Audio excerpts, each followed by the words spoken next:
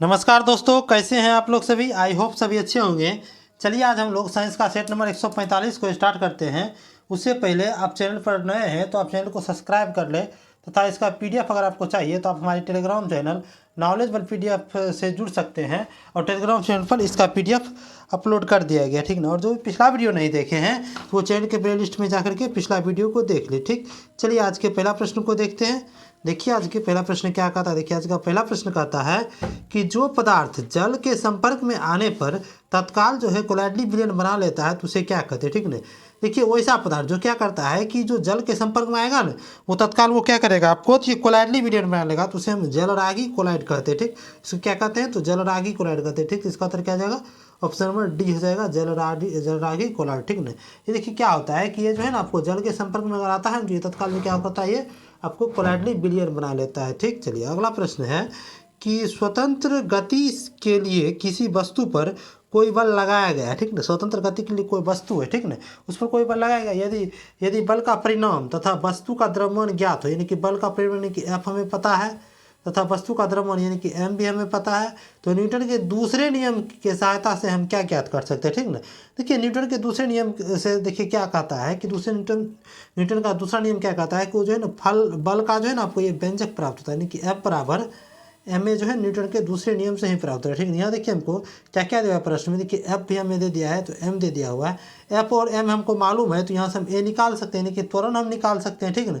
तो इसका उत्तर क्या हो जाएगा कि वस्तु का त्वरण ज्ञात कर सकते हैं, ठीक, जो कि किस ऑप्शन में दिया हुआ है तो ये आपको ऑप्शन नंबर सी में दिया हुआ है, तो इसका उत्तर ऑप्शन नंबर सी हो जाएगा, ठीक। चलिए अगला प्रश्न है कि अबिंदुकता का दोष दूर करने के लिए निम्नलिखित में से किस लेंस का प्रयोग किया जाता है, ठीक। देखिए अबिंदुकता क्या है कि एक आंख का बीमारी है, ठीक है। इसमें क्या होता है कि देखिए कोई वस्तु जो कोई भी व्यक्ति है जिसको अगर अबिंदुकता से वो पीड़ित है तो वो क्षैतिज दिशा में कोई वस्तु रखा है ना तो वो उसे स्पष्ट दिखाई देगा, यानी कि क्षैतिज यानी कि लेटा हुआ वस्तु है कोई भी चीज़, ठीक, तो वो स्पष्ट दिखाई देगा, ठीक। लेकिन ये ऊर्ध्वाधर रेखा में जो यानी कि ऊर्ध्वाधर दिशा में यानी कि खड़ा होगा जो वस्तु वो जो है ना उसे स्पष्ट नहीं दिखता है, ठीक ना, उसे ही अबिंदुकता कहते हैं, ठीक। और इसको दूर करने के लिए देखिए किस लेंस का प्रयोग किया जाता है, तो इसको दूर करने के लिए आपको दूर करने के लिए किस लेंस का प्रयोग किया जाता है तो आपको सेकेंडरी लेंस का प्रयोग किया जाता है, ठीक। इसका उत्तर क्या जाएगा, ऑप्शन नंबर ए हो जाएगा, यानी कि अबिंदुकता को दूर करने के लिए सेकेंडरी लेंस का प्रयोग किया जाता है, ठीक। चलिए अगला प्रश्न है कि एक दूसरे से डी दूरी पर स्थित एक है एम द्रव्यमान का यानी कि कैपिटल एम और एक स्मॉल एम, ठीक नहीं, यानी देखते हैं ये क्या है आपको कैपिटल एम द्रव्यमान का कोई वस्तु है, दूसरा क्या है तो ये है आपको स्मॉल एम द्रव्यमान का कोई वस्तु, ठीक। और दूसरे दोनों के बीच कितना दूरी है तो डी है, ठीक ना। तो वस्तुओं के बीच लगने वाला आकर्षण बल, ये जो आकर्षण बल होता है गुरुत्वाकर्षण बल, तो ये क्या होता है एफ बराबर ये होता है आपको G m1 m2, यहाँ m1 की जगह कैपिटल एम और m2 की जगह स्मॉल एम आ जाएगा, ठीक ना, बटा आर स्क्वायर यानी कि जो बीच का दूरी होगा उसका स्क्वायर होता है, ठीक ना।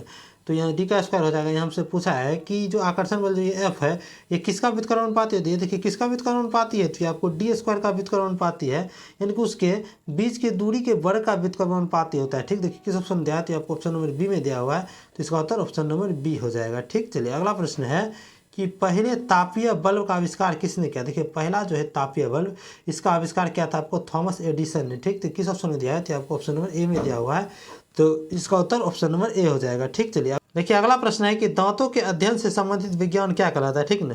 देखिए कौन सा ऐसा विज्ञान है जिसमें क्या होता है कि दांत का अध्ययन होता है, ठीक ना, वो है आपको ओडेंटोलॉजी है, ठीक। किस ऑप्शन दिया है आपको ऑप्शन नंबर ए में दिया हुआ है, तो इसका उत्तर ऑप्शन नंबर ए हो जाएगा, यानी कि क्या हुआ कि ओडेंटोलॉजी एक ऐसा विज्ञान है जिसमें जो है ना आपको दांत से संबंधित कोई भी चीज़ को अध्ययन किया जाता है, ठीक ना, तो इसका उत्तर ऑप्शन नंबर ए हो गया, ठीक। चलिए अगला प्रश्न है कि फॉर्मेल्डिहाइड और पोटेशियम हाइड्रोक्साइड को गर्म करने पर हम क्या पाते हैं, ठीक। देखिए फॉर्मेल्डिहाइड और पोटेशियम हाइड्रोक्साइड, ठीक। देखिए जब इसको हम गर्म करते हैं तो इससे हमें प्राप्त होता है एथिल फॉर्मेट प्राप्त होता है, ठीक, जो कि किस ऑप्शन में जाते हैं आपको ऑप्शन नंबर डी में दिया हुआ है, ठीक। चलिए अगला प्रश्न है कि शरीर रचना विज्ञान का अध्ययन क्या, देखिए कोई भी शरीर है, ठीक, उसका जो रचना होता है उस विज्ञान का जो अध्ययन होता है उसे कहा जाता है आपको एनाटोमी कहा जाता है, ठीक। किस ऑप्शन दिया हुआ है तो आपको ऑप्शन नंबर ए में दिया हुआ है, तो इसका उत्तर ऑप्शन नंबर ए हो जाएगा, ठीक। चलिए अगला प्रश्न है कि कौन सी बीमारी सबसे तीव्र गति से फैलती है। सब देखिए मलेरिया है, प्लाइमीलिटिस है, कोड है और प्लेग। देखिए समझ क्या है कि प्लेग जो है ना सबसे तेज़ी से फैलता है, ठीक ना। प्लेग इतना तेज़ फैलता है कि ये तुरंत जो है ना महामारी भी ला सकता है, ठीक। देखिए प्लेग जो होता है ये सबसे पहले देखिए किसके द्वारा ये फैला था तो ये आपको चूहा के द्वारा फैला था, ठीक। और ये जो है आपको सबसे पहले चाइना में दिखा था, कहाँ पर तो ये चाइना में दिखा था, ठीक ना। अब देखिए ये किस विषाणु के कारण होता है प्लेग, तो सॉरी विषाणु नहीं, जीवाणु के कारण होता है। तो कौन सा जीवाणु है ये, तो ये आपको पास्चुरेला जीवाणु। कौन सा है, तो पास्चुरेला जीवाणु से जो है ना ये होता है, इसका कारक है, ठीक ना। और देखिए ये जो सर्वप्रथम कहाँ पर मिला था, तो ये चीन में मिला था, ठीक। चलिए अगला प्रश्न है कि स्पाइरोगायरा और प्लेनेरिया में डैश होता है, यानी कि स्पाइरोगायरा और प्लेनेरिया जो है अपना जनन कैसे करता है, तो किस विधि द्वारा, तो ये आपको पुनर्जनन के द्वारा करता है, ठीक। इसका उत्तर ऑप्शन नंबर डी हो जाएगा, पुनर्जनन, ठीक। चलिए अगला प्रश्न है कि नींद ना आने के लिए प्रयुक्त डॉक्टरी शब्द क्या है। देखिए जैसे कोई व्यक्ति को नींद नहीं आ रहा है, ठीक ना, तो उसको जो है ना डॉक्टर अपनी भाषा में क्या बोलता है, तो इसे आपको कहा जाता है इंसोमनिया कहा जाता है, ठीक ना। इनकी इंसोमनिया देखिए किस ऑप्शन में दिया है, ये आपको ऑप्शन नंबर बी में दिया है, तो इसका उत्तर ऑप्शन नंबर बी हो जाएगा, इंसोमनिया, ठीक। चलिए अगला प्रश्न है कि यक्ष्मा रोग पैदा करने वाला कारक क्या है। देखिए यक्ष्मा रोग यानी कि टीबी रोग, ये देखिए किसके कारण होता है, तो ये आपको माइकोबैक्टीरिया ट्यूबरकुलोसिस के द्वारा नामक जो है ना आपको बैक्टीरिया के कारण होता है, ठीक ना। और ये जो आपको मुख्य रूप से यक्ष्मा है ना, तो ये फेफड़ा को प्रभावित करता है, ठीक। तो इसका उत्तर क्या हो जाएगा, ऑप्शन नंबर ए हो जाएगा, माइकोबैक्टीरियम, ठीक। चलिए अगला प्रश्न है कि आहार नाल के किस भाग में प्रोटीन का अमीनो अम्ल में निम्नीकरण होता है। यानी क्या हुआ कि आहार नाल का कौन सा ऐसा भाग है जहाँ पर जो है ना आपको प्रोटीन जो है ना आपको अमीनो अम्ल में बदल जाता है, ठीक। तो ये कौन सा पार्ट है, तो ये आपको छोटी आंत है, ठीक। तो इसका उत्तर ऑप्शन नंबर सी हो जाएगा, छोटी आंत, ठीक। चलिए अगला प्रश्न है कि रुधिर कैंसर का दूसरा नाम क्या है, ठीक। देखिए ब्लड में जो कैंसर हो जाता है तो उससे ब्लड कैंसर तो कहा ही जाता है, और इसका एक दूसरा नाम है ल्यूकेमिया, ठीक। तो किस ऑप्शन में दिया है, तो आपको ऑप्शन नंबर डी में दिया हुआ है, ठीक। चलिए अगला प्रश्न है कि चॉकलेट स्वास्थ्य के लिए हानिकारक हो सकता है, क्यों। देखिए चॉकलेट जो है आपको स्वास्थ्य के लिए हानिकारक होता है, क्यों। देखिए उसमें क्या पाया जाता है जो आपको स्वास्थ्य के लिए हानिकारक हो गया, तो उसमें निकेल पाया जाता है, ठीक। तो इसका उत्तर क्या आ जाएगा, ऑप्शन नंबर बी हो जाएगा, निकेल, ठीक। चलिए अगला प्रश्न है कि अतिचालक हुए तत्व, यानी कि देखिए एक होता है आपको चालक, एक होता है अर्धचालक, एक होता है कुचालक, एक होता है अतिचालक, ठीक। अब देखिए चालक जो होता है इसमें क्या होता है, विद्युत धारा जो आसानी से प्रवाह हो जाता है, ठीक। अर्धचालक में होता है क्या कि इसमें जो है ना कुछ हल्का मात्रा में होता है और कुछ मात्रा में नहीं होता है, और कुचालक में तो साफे जो है ना इसमें विद्युत धारा प्रवाहित नहीं होता। लेकिन अतिचालक क्या होता है, इनकी अतिचालक उनकी जो है ना इसमें जो है ना आपको विद्युत धारा रुकेगा ही नहीं, इसका मतलब क्या, इसका प्रतिरोध क्या होना चाहिए, तो शून्य होना चाहिए, ठीक। देखिए तो किस ऑप्शन में दिया हुआ है, तो आपको ऑप्शन नंबर देखिए ए में दिया हुआ है, जिसकी चालकता वस्तुओं के रोधियों के बीच होती है, नहीं गलत है। बीम का है कि जिसका प्रतिरोध बहुत निम्न ताप पर लगभग शून्य होता है, ठीक है। उसका प्रतिरोध निम्न होगा तभी तो उसमें चालन करेगा तेजी से विद्युत, ठीक, तभी तो अतिचालक कहलाएगा, ठीक। देखिए अतिचालक जो होता है तो इसका खोज कब हुआ था, तो इसका खोज जो है आपको 1911 ईस्वी में किसने किया था, ये आपको किया था केमरलिंग ने। कौन किया था, तो केमरलिंग ओंस नामक वैज्ञानिक था, उन्होंने ही किया था, ठीक।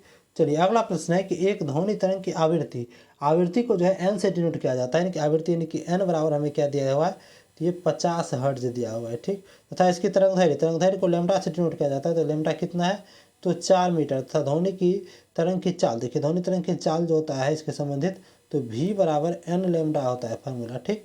तो यहाँ से ध्वनि की चाल भी पूछा है, तो यहाँ हमको एन इंटू लैम्डा कर देंगे।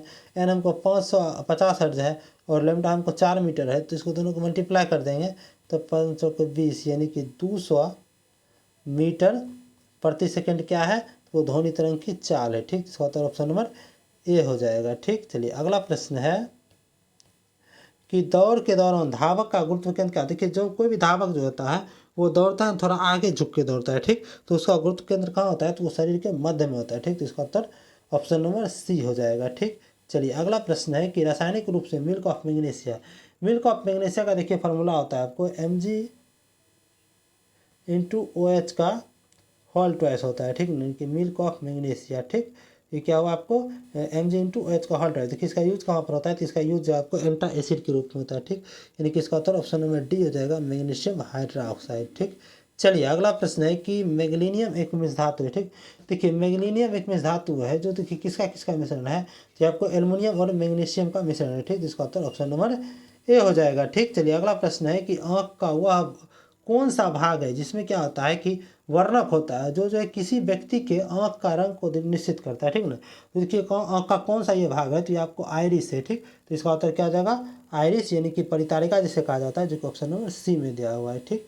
चलिए अगला प्रश्न है कि इलेक्ट्रॉन सूक्ष्मदर्शी के माध्यम से क्या देखा जाता है। ठीक, देखिए इलेक्ट्रॉन सूक्ष्मदर्शी जो है उसके द्वारा हम क्या देख सकते हैं, तो उसके द्वारा जो आपको जीवाणु हो गया, विषाणु हो गया, इसकी संरचना कैसा है तो इसको हम देख सकते हैं। ठीक, इसका तो ऑप्शन नंबर बी हो जाएगा। ठीक, चलिए अगला प्रश्न है कि निम्नलिखित में से किस तत्व मतलब निम्नलिखित में से तत्व समूह के समान वर्ग समूह के समान इस समय से कौन सा समूह का वर्ग है, मतलब जी कौन सा तत्व का समूह है जो कि समान वर्ग से संबंधित है। ठीक, तो समान वर्ग देखते हैं, लिथियम है, मैग्नीशियम है, कैल्शियम है, Na है, कॉपर है, जिंक है, निकेल, कॉपर जिंक हो गया, लिथियम, सोडियम, पोटेशियम।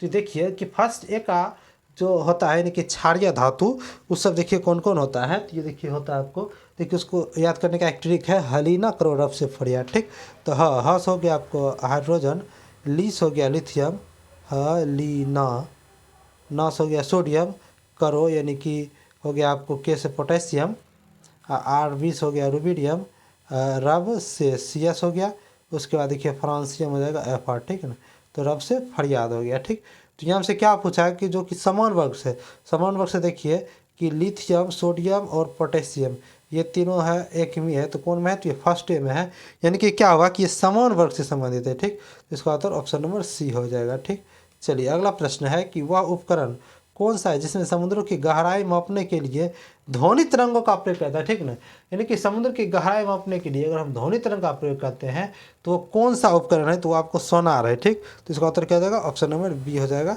सोनार। ठीक, चलिए अगला प्रश्न है कि किसके साथ कास्टिक सोडा का उबाल कर साबुन तैयार किया जाता है। देखिए कास्टिक सोडा को जो है वसा के साथ मिला करके उसमें क्या किया जाता है आपको, तो साबुन तैयार किया जाता है। ठीक, तो इसका उत्तर ऑप्शन नंबर डी हो जाएगा। ठीक, चलिए आज का अंतिम प्रश्न था। अगर आपको वीडियो अच्छा लगा हो तो आप वीडियो को ज़्यादा से ज़्यादा शेयर कर दें तथा चैनल को भी सब्सक्राइब कर दें। अगर आपको इसका PDF चाहिए तो आप हमारी टेलीग्राम चैनल नॉलेजेबल PDF से जुड़ सकते हैं, और टेलीग्राम चैनल का लिंक इस वीडियो के डिस्क्रिप्शन में दे दिया गया। ठीक ना, और जो भी पिछला वीडियो नहीं देखे हैं तो वो चैनल के प्लेलिस्ट में जा करके पिछला वीडियो को देख सकते हैं। ठीक, चलिए वीडियो में अंत तक बने रहने का धन्यवाद, मिलते हैं अगले वीडियो में।